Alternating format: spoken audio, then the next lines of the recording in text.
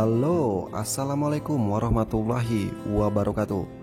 Jumpa lagi dengan saya di channel Babang Service. Oke guys, di kesempatan kali ini kita dapat servisan masuk lagi ya. Ini HP-nya Vivo Y12. Nah ini, dan keadaan layarnya, wow, amazing, pecah parah guys ya. Ini bagian bawahnya ini pecah 1000 guys. Dan kita coba tes sentuhan, ini normal, dan kita masuk ke latar putih. Nah ini bisa teman-teman lihat ya, ini keadaan layarnya pecah dan ada bercak kuningnya guys. Nah ini bisa dilihat ya bercak-bercak kuningnya. Namun di sini tampilan gambar masih normal lah ya. Terus kalau untuk sentuhan juga alhamdulillah masih normal. Jadi di kesempatan kali ini kita tidak melakukan penggantian LCD satu set ya, melainkan hanya melakukan penggantian glass only atau kaca touchscreen atau kaca LCD-nya saja. Tanpa berlama-lama langsung kita eksekusi HP-nya. Untuk tahap awal kita buka dulu untuk slot kartu SIM. Selanjutnya kita buka untuk backdoor atau penutup belakangnya. Di sini saya menggunakan bantuan plastik pencongkel. Jadi kita buka untuk penutup belakangnya ya, menggunakan kuku juga boleh, silahkan untuk teman-teman pemula ya. Selanjutnya jangan kebablasan ya, karena di bagian backdoornya itu ada flexible fingerprint. Ini kita buka dulu untuk kalengan di flexible fingerprintnya. Nah ini kalengannya untuk pengamanannya ya, kita lepaskan dulu. Terus flexible fingerprintnya juga kita lepaskan. Tahap selanjutnya ini bautnya kita lepaskan semua ya dari penutup mesin PCB atasnya guys. Nah ini kita lepaskan untuk penutup mesin PCB atasnya, dan jangan lupa ya, sering saya sampaikan, amankan kameranya. Nah ini kamera depan, kamera belakang kita lepaskan semuanya guys ya, karena yang dikhawatirkan nanti ketika pengerjaan takutnya terkena debu ataupun lem, malah nanti mempengaruhi hasil kameranya. Jadi alangkah lebih baiknya kita amankan dulu ya untuk kameranya.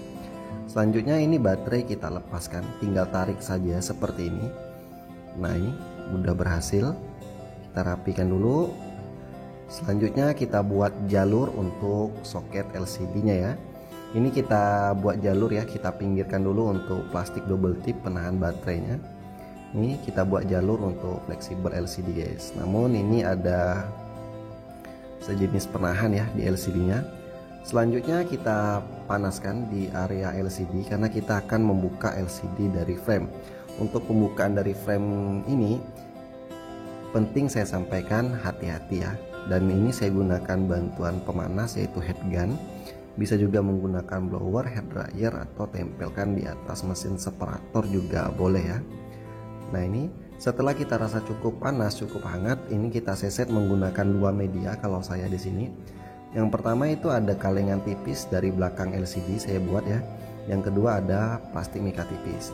Nah ini untuk kalengan tipisnya kita seset kelilingin dulu ya, karena untuk lemnya ini lumayan kuat, jadi kita seset dulu menggunakan kalengan tipis seperti ini. Dan ini kalengannya itu saya buat sendiri guys ya, dari lapisan belakang LCD ya. Nah ini kita seset, terus kita buat ruang ya. Setelah ada celah, ada ruang, baru kita masukkan plastik mikanya seperti ini guys. Nah ini hati-hati ya. Nah ini kita seset plastik mikanya, jangan kebablasan ke area bawah, karena di bagian bawah itu soket atau nyawanya dari LCD nya guys. Nah ini kita putuskan dulu untuk lem yang nyangkut di bagian bawah, kita lepas perlahan dan berhasil. Nah ini bisa teman-teman lihat ya, untuk pecahan kacanya di bagian bawah itu lumayan parah guys ya. Nah ini pecahan kacanya guys.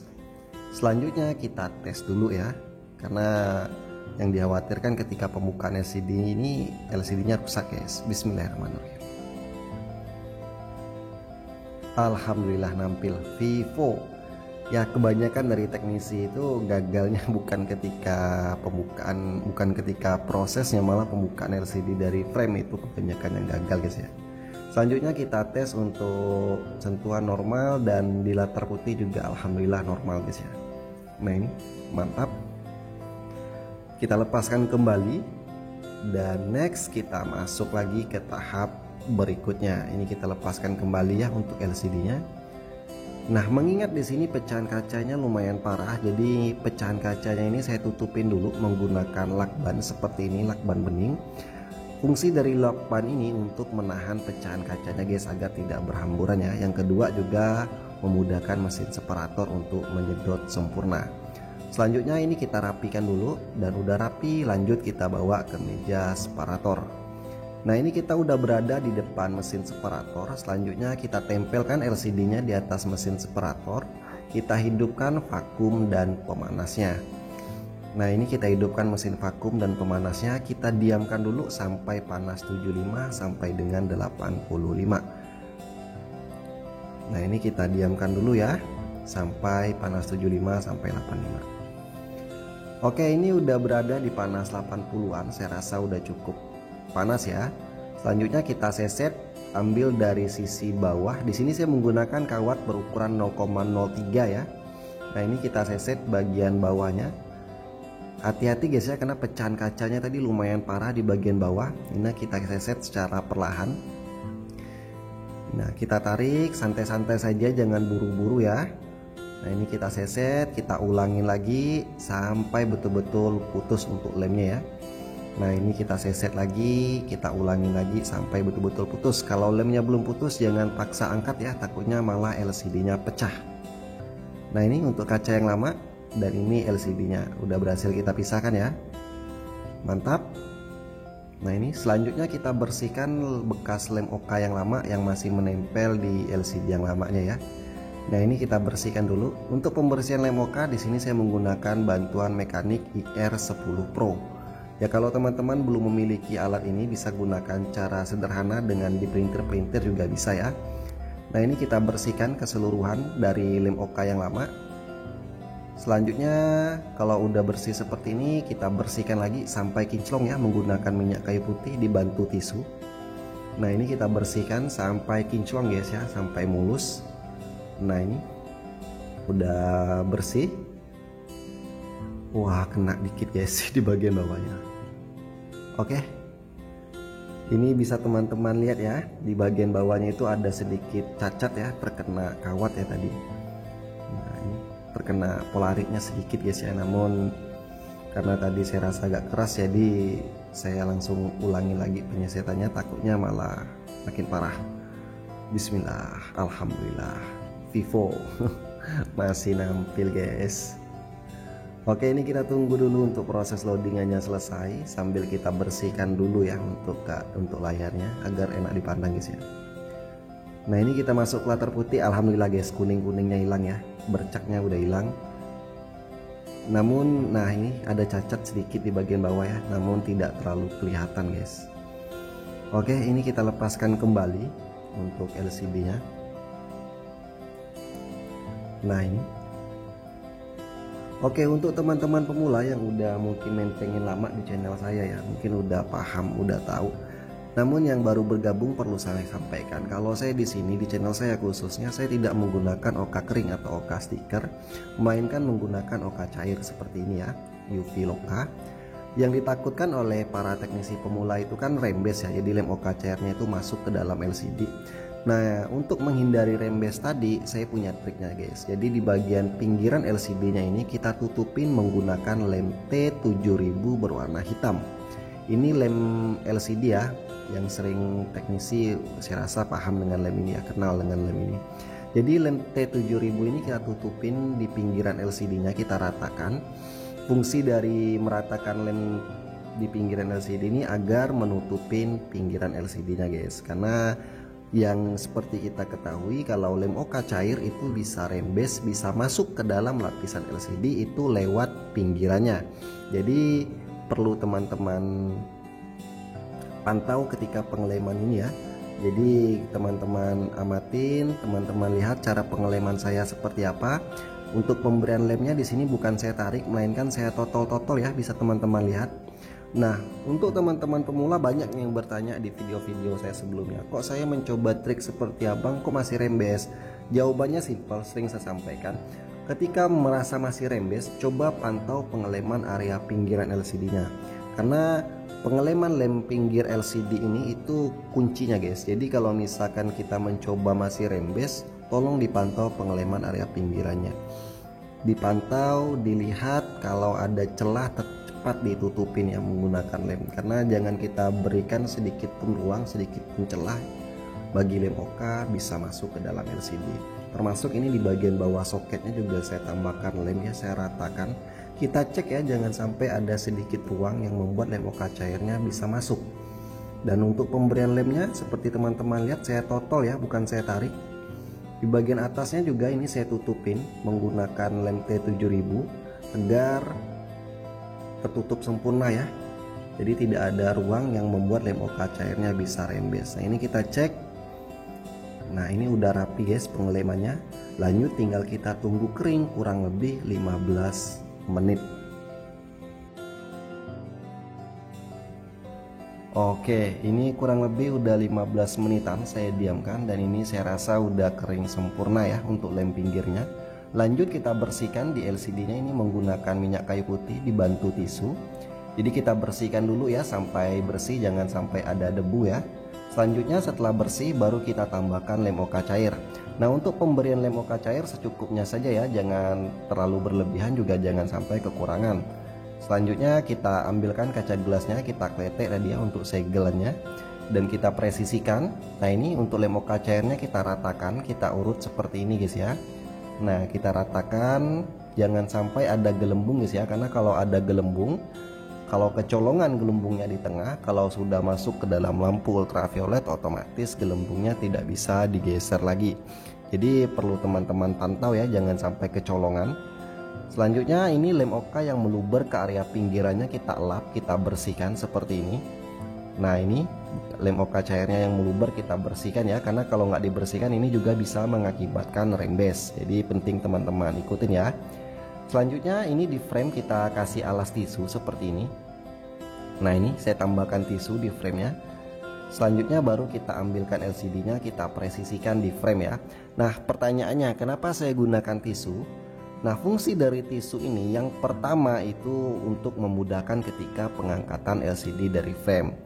Yang kedua, fungsi dari tisu ini juga menyerap lem OK yang meluber ke area pinggiran ketika dipres.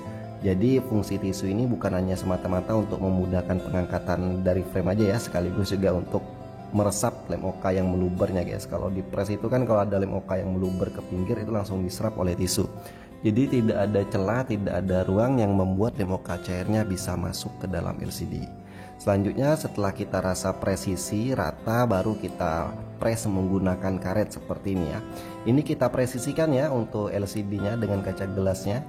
Di frame kita presisikan, kita cek atas bawahnya, kiri kanannya udah presisi atau belum, terus ada gelembung atau tidak. Nah ini saya tambahkan lagi karet karena di atasnya itu ada gelembung sedikit guys ya. Nah setelah seperti ini tinggal kita tunggu, bukan tinggal kita tunggu ya, tapi kita masukkan ke dalam lampu ultraviolet. Tapi kita bersihkan dulu ini ya, lem OK yang meluber keluar ini kita bersihkan dulu. Lanjut setelah bersih kita bawa ke lampu ultraviolet untuk pengeringan dari lem OK cairnya. Nah ini kita udah berada di depan lampu UV. Selanjutnya kita masukkan ke dalam lampu ultraviolet, karena lem OK cair ini tidak akan mau kering guys ya kalau tidak terkena sinar UV. Jadi ini kita diamkan dulu 15 menit sampai dengan 30 menit. 1 jam juga boleh ya, lebih lama lebih bagus. Oke ini mantap, tinggal kita tunggu kering. Balik lagi guys, ini kurang lebih 30 menitan ya, hampir 1 jam saya diamkan. Nah ini udah hitam pekat, udah kering sempurna, tinggal kita bawa ke meja eksekusi. Nah ini udah kering sempurna untuk lem OK cairnya, udah menyatu LCD dengan kaca gelasnya. Lanjut kita buka lagi ya untuk LCD-nya dari frame. Nah ini bisa teman-teman lihat fungsi tisu ini untuk memudahkan ketika pengangkatan LCD dari frame guys. Sekaligus nah ini bisa dilihat ya, basah tisunya guys. Ini lem OK cair yang meluber ke area pinggirannya itu langsung diserap oleh tisu. Jadi bisa teman-teman lihat.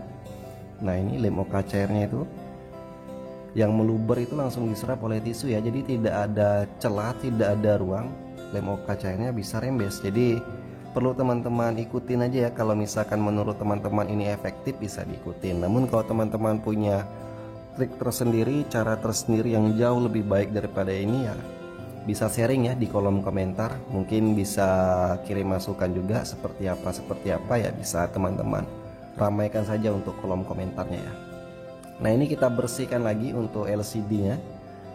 Nah ini kan ada bekas-bekas lemnya ya, jadi saya kinclongkan dulu, saya bersihkan dulu sampai betul-betul bersih ya. Nah ini di bawahnya itu guys cacat karena terkena polarit ya, tapi ya sedikit, kalau diganti polarit pun sayang sekali saya rasa ya, karena cacatnya hanya sedikit. Selanjutnya ini di frame saya bersihkan bekas-bekas lem yang lama tadi udah saya bersihkan, dan ini bekas lem OK cairnya tadi ya, ketika pengepresan juga saya bersihkan lagi. Nah ini saya sikat, dan selanjutnya tinggal kita tes ya LCD nya ada rembes atau tidak, kita tes dulu ya. Ini kita pasangkan kembali untuk baterainya. Oke, kita presisikan dulu ya baterainya, lanjut kita lihat di bagian bawahnya guys.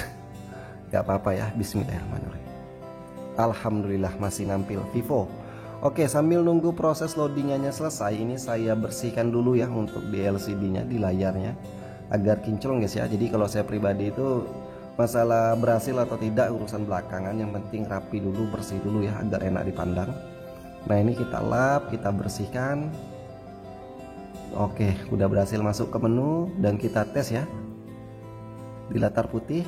Alhamdulillah nggak ada rembes guys, bening, mantap ya. Dan teman-teman nih banyak nih yang komen di kolom komentar saya ya di video-video sebelumnya, kok bang saya ketika udah pakai OK cair, ketika di press malah ada bekas kuningnya, bekas karetnya. Ya untuk teman-teman pemula, bekas karet seperti yang saya lihatkan tadi itu hal wajar kalau menggunakan lem OK cair.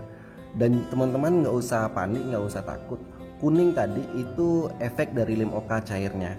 Jadi kalau misalkan kuningnya tadi itu bakalan hilang sendiri ya, kurang lebih 2-3 hari, maksimal 1 minggu itu udah hilang kuningnya guys, dia bakalan bening lagi, jadi nggak usah panik ya. Selanjutnya ini kita pasangkan LCD nya di frame, kita presisikan nanti di frame ya. Namun teman-teman cek dulu saringan speaker telepon di atas sudah terpasang atau belum. Kalau belum terpasang, dipasang dulu ya. Dan ini udah saya pasang untuk saringan speaker atasnya, itu udah terpasang tadi, nggak lepas. Setelah itu kita tambahkan lem T7000 berwarna hitam di pinggiran framenya. Ini kita tambahkan lem secukupnya saja, jangan terlalu banyak, karena kalau terlalu banyak nanti meluber ke bawah, kasihan kalau teknisi lain yang membukanya guys. Selanjutnya kita presisikan LCD nya. Namun perlu saya sampaikan, sebelum dipasang dibersihkan dulu di kaca kameranya ya. Jadi untuk kaca kamera depan terutama itu dibersihkan dulu, jangan sampai ada bekas lem OK, yang ditakutkan kalau nggak dibersihkan malah kameranya bisa buram guys. Nah ini untuk baterainya kita presisikan lagi ya, kita rakit kembali handphonenya. Nah ini kita presisikan. Nah untuk step by stepnya seperti ini, kalau teman-teman mau ikutin bisa diikutin, namun kalau teman-teman punya trik tersendiri bisa sharing di kolom komentar ya. Karena saya juga merasa kalau trik yang saya berikan selama ini mungkin masih belum efektif, mungkin teman-teman masih ada cara yang jauh lebih efektif ketika menggunakan lem OK cair untuk proses penggantian gelas only. Nah ini handphonenya kita rakit, kita pasangkan kembali untuk semua baut-bautannya. Dan ini ada satu baut lagi ya untuk flexible fingerprint, namun kita bersihkan dulu untuk kameranya ya. Nah ini kita pasangkan kembali untuk kalengan pengaman di flexible fingerprintnya. Nah ini untuk handphonenya udah selesai, kita gantikan gelas only. Jadi tadi ada sedikit cacat guys ya, di bagian bawah itu terkena polarit sedikit, namun nggak sampai koyak ya, hanya tergores sedikit. Nah ini kita rakit kembali, kita pasangkan untuk slot kartu SIM, lanjut kita press ya LCD nya di frame. Untuk pengepresan di sini saya gunakan bantuan karet gelang. Untuk teman-teman yang menggunakan penjepit LCD juga boleh, silakan ya, bebas-bebas saja. Namun kalau saya pribadi lebih dominan menggunakan karet seperti ini guys. Nah ini kita press agar LCD nya itu betul-betul presisi ya, rapat, jadi nggak renggang guys ya. Nah ini kita press menggunakan karet seperti ini, dan untuk step by stepnya tadi bisa teman-teman simak ya. Nah ini tinggal kita tunggu lemnya kering. itu kita diamkan dulu kurang lebih 30 menit sampai dengan 1 jam. Balik lagi guys, ini kurang lebih 1 jam ya saya diamkan. Ini udah kering sempurna, udah mantap. Jadi kita buka lagi untuk pengepresnya. Nah ini karet-karetannya kita lepaskan kembali ya, dan kita hidupin. Bismillahirrahmanirrahim. Vivo. Oke, sambil nunggu proses loadingannya selesai, ini saya bersihkan dulu ya. Ini saya lap untuk LCD nya, kita buat kinclong, kita buat jernih, kita buat bening ya. Nah ini saya lap menggunakan tisu, dibantu minyak kayu putih juga ya. Nah ini saya bersihkan untuk lem-lem yang meluber ke area pinggirannya, dan usahakan handphone sebelum diserahkan kepada pemilik dalam keadaan bersih, rapi, dan kinclong ya. Ini kita masuk ke pengaturan, kita cek di tentang ponsel. Nah ini untuk serinya, dan bisa teman-teman lihat untuk bercak kuningnya bekas karet itu sudah sedikit memudar guys ya, udah hampir nggak kelihatan lagi. Dan di bagian bawah itu ada sedikit cacat terkena polarit, tapi ya tidak mempengaruhi ya, hanya sedikit saja. Karena kalau mau diganti lapisan polarit sayang guys, karena cacatnya hanya sedikit. Nah ini handphonenya udah selesai dan siap kita serahkan kepada pemilik. Untuk step by stepnya bisa teman-teman ikutin, dan jangan lupa dukung channel ini dengan cara like, subscribe, dan aktifkan tombol lonceng notifikasinya. Semoga bermanfaat dan jangan lupa sharing di kolom komentar. Sekian, wassalamualaikum warahmatullahi wabarakatuh. Bye bye.